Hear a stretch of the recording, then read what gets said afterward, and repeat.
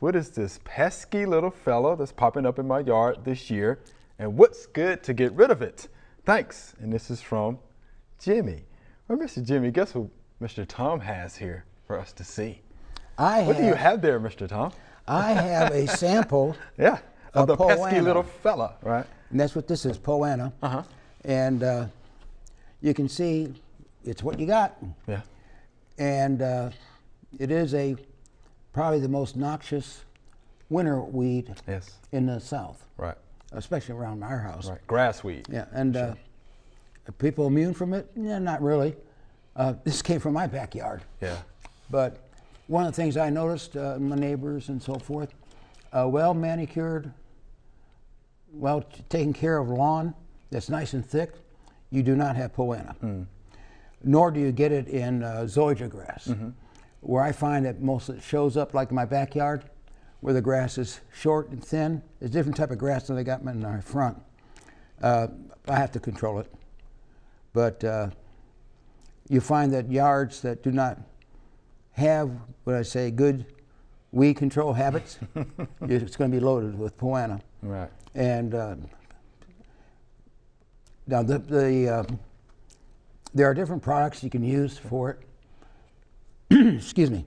If, like in the lawn is dormant, Bermuda lawns, you can spray with a weed and grass killer.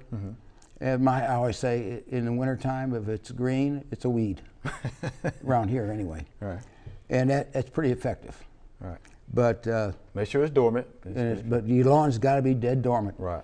When you start getting into late March, you see any green blades showing, no more. Right, because that may be your grass coming up. That's fact. Right, right. The thing about poana too is this though, you know, if you have soils that are high in nitrogen, high in phosphorus, you have compact soils or soils that are poorly drained, then you will have annual bluegrass, which is poana. And I mentioned the fact that that's the common name is annual. Right. Annual bluegrass or annual rye. Right. I heard it mentioned both ways. Right, and it produces a lot of seeds, as you can tell from this seed head. I mean, one plant will have over 2,000 seeds on it. Right, so if it's going to seed like that is now, guess what? It'll be back in the fall. Yes. Right. So I always tell folks a good pre-emerge program will work. First, culturally, take care of your drainage issues, right? Take care of your fertility issues. But if you have to use a chemical, then a pre-emerge. Dimension will work. Barricade will work. Read the label on those. Pendulum will work.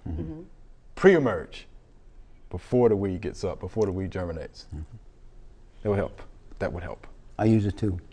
But it's going to take, of course, you know, multiple, you know, rounds of using a pre-emerge to get control. Yeah, it takes, even if you have good control, it takes a product because the seeds will lay dormant for up to 3 seasons. Right. You may not see any results your first year, but keep at it and you'll get it. You'll get it.